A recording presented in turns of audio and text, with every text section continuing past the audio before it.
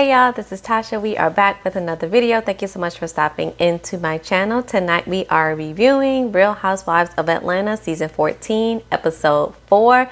If you have been here before, welcome back. If not, welcome. Do not forget to hit that subscribe button below, thumbs up, and also comment in the comment section below so we can talk about the episode this week, y'all, because it was kind of a little bit dry in my opinion. And honestly, all the episodes so far this season have been a little bit dry.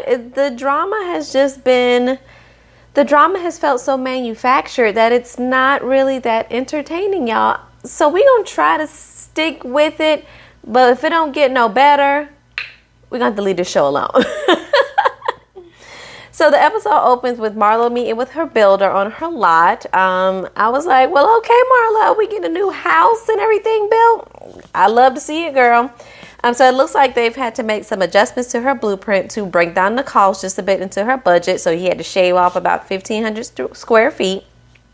Kenya and Sheree show up to help because they've been through the process before with building their homes.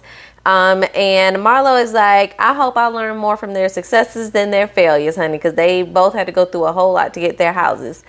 We see that her closet is going to be about 300 square feet bigger than her bedroom.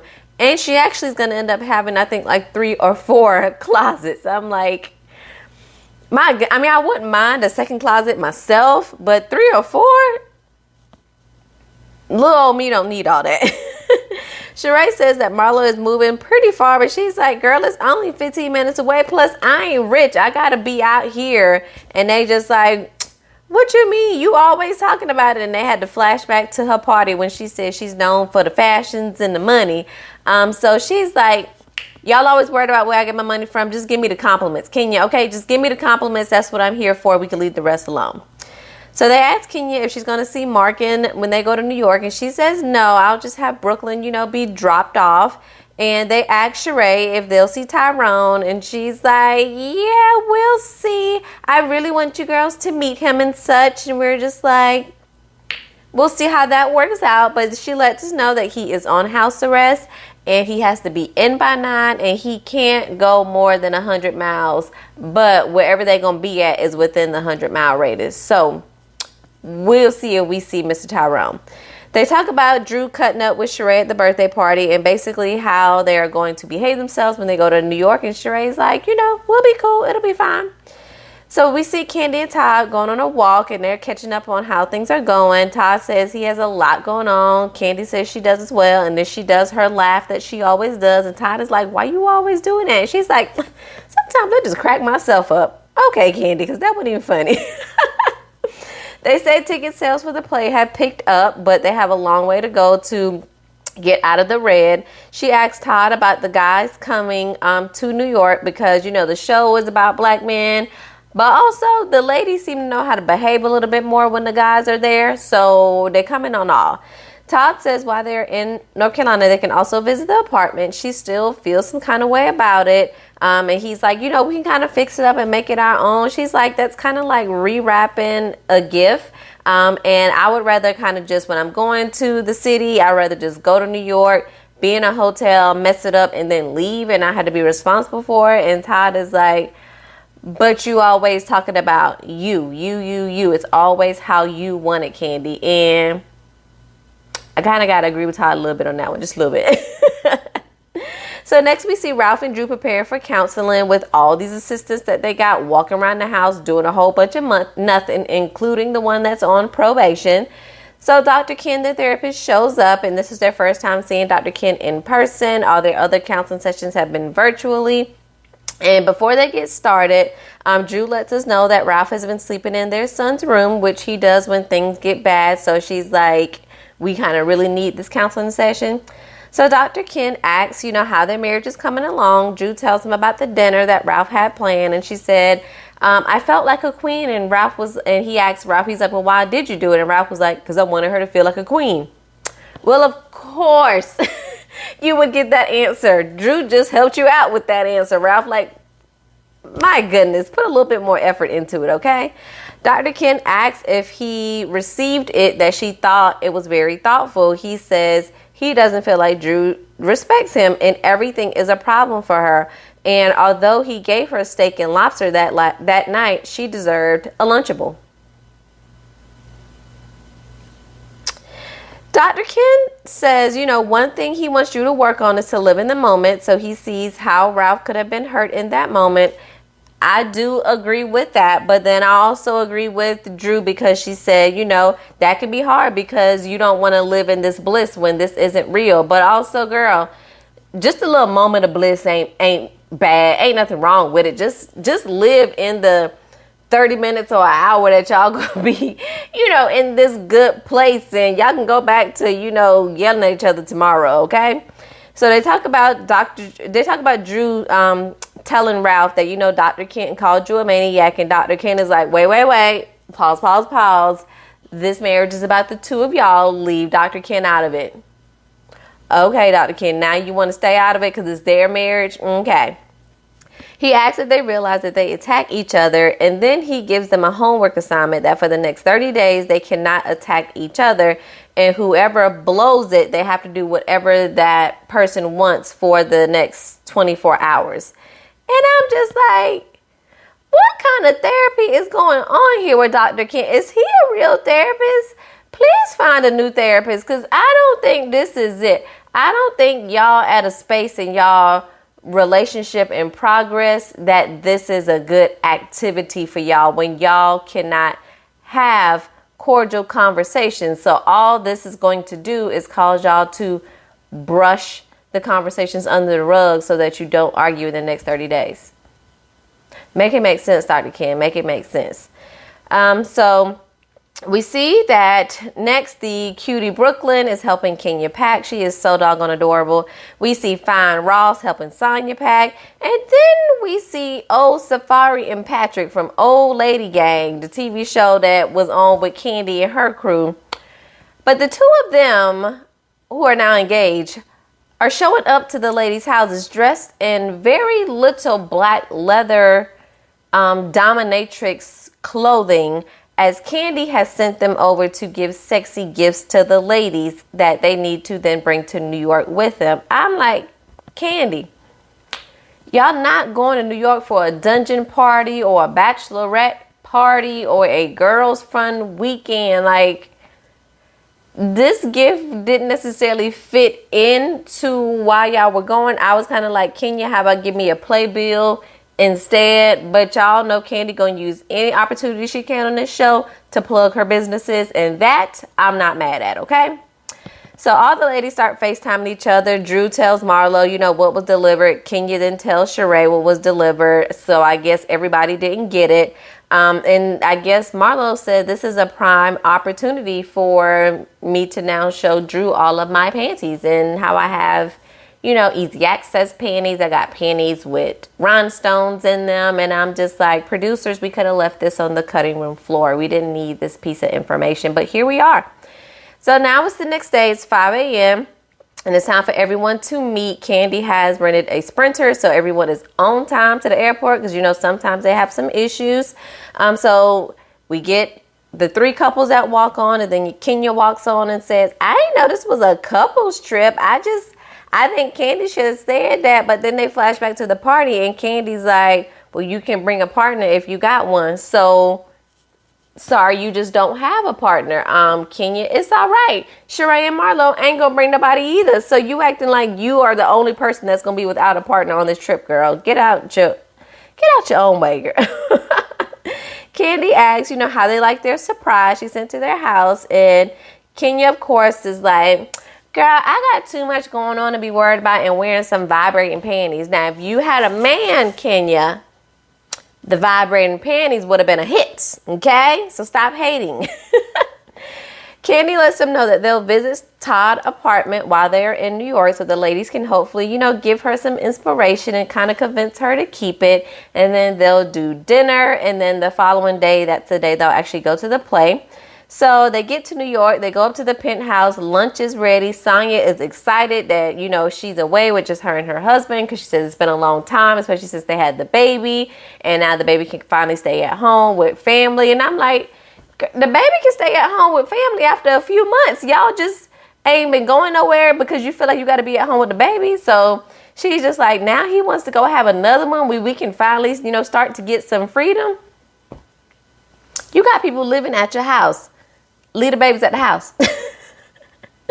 So next up, they're going to have a competition for Suite B in the Penthouse. So basically, they're going to have a competition to see who has the most interesting sex story. So Sonya says, they're a member of the Mile High Club. Marlo makes up a story that she got it in at the zoo with the giraffe licking her face. Sheree says she did it at a hotel pool in broad daylight. Okay, girl. Ralph says they got busy in the ocean with whales and everything. So y'all just... Ralph, quit lying. Y'all not in the ocean deep where the whales are having sex, getting it in. Cut it out.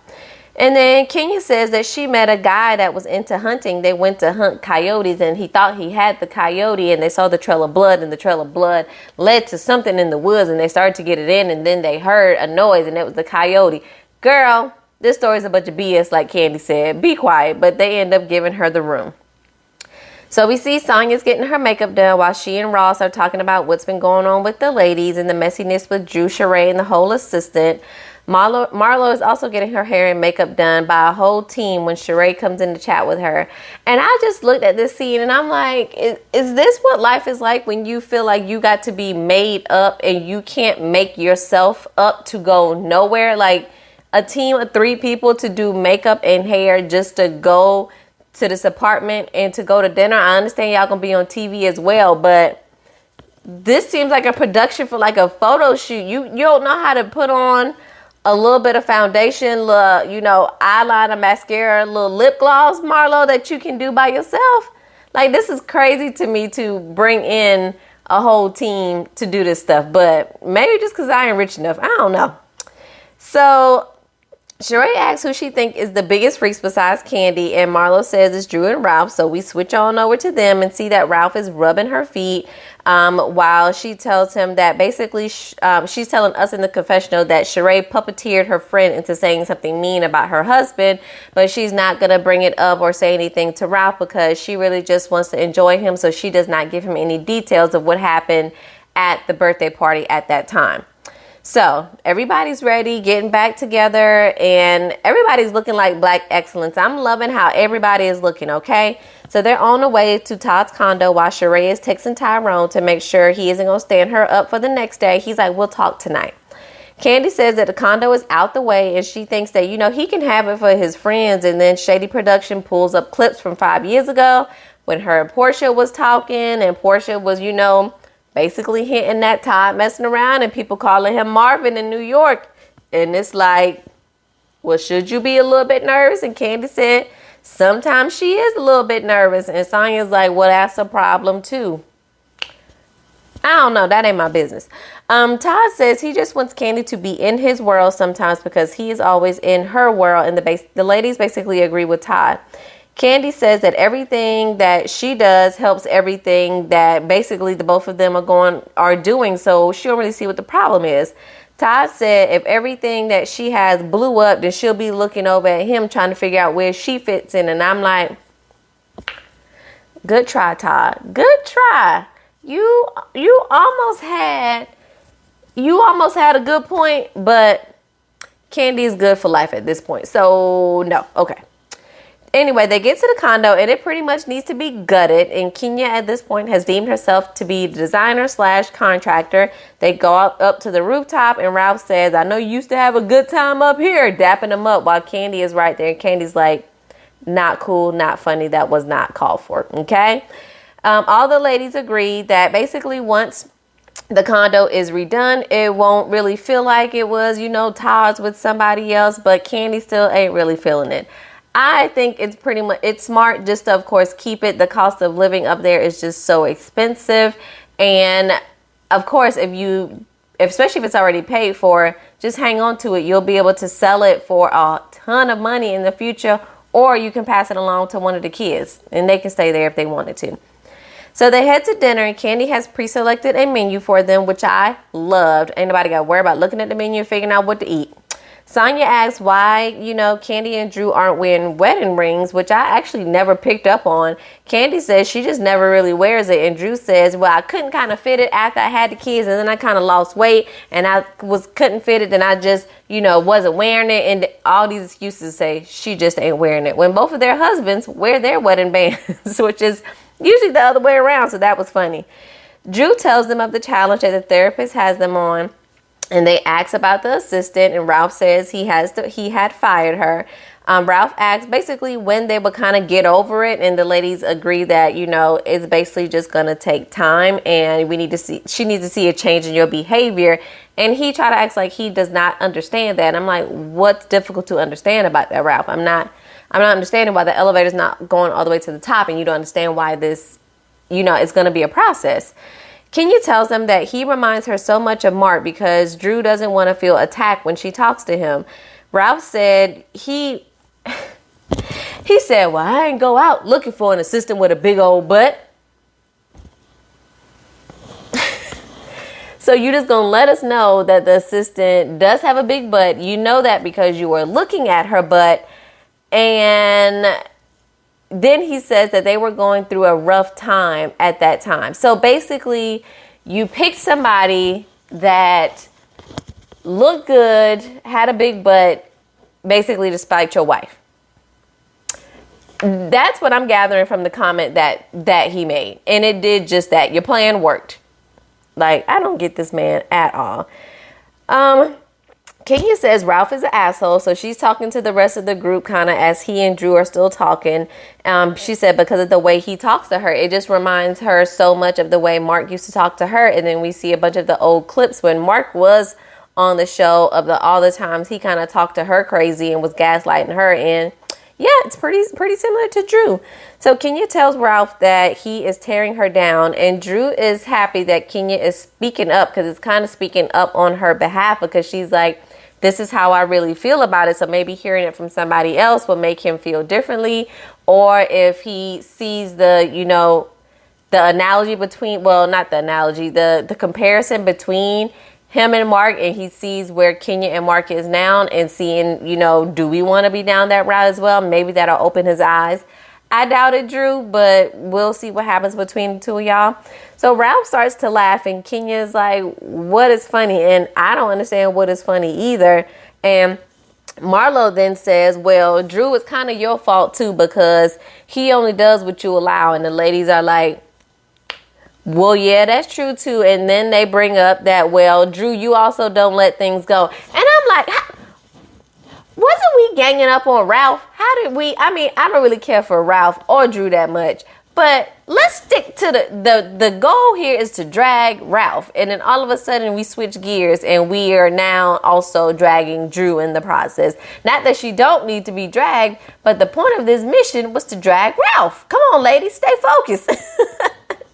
So the ladies agree that, Drew don't be letting things go, and we got to bring up the whole Drew and Sheree argument.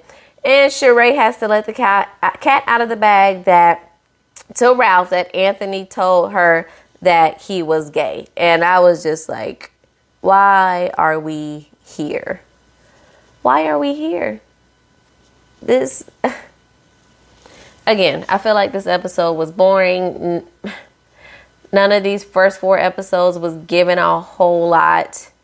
I just don't know, y'all. I don't know. Maybe it's time for Real Housewives of Atlanta just to let it go. Unless you're going to bring back like the real OG cast to see how they are now meshing together. I just don't know. I just don't see this going on for much more seasons, because it's boring, y'all. I'm sorry. But anyway, next week it looks like more drama between the ladies. Look like Tyrone might be living in Sheree's phone, and he does not actually show up for the date, child. But what did we expect? We knew he wasn't going to show up. Anyway, let me know what y'all thought about the episode in the comments below, and I'll catch y'all next week. Peace.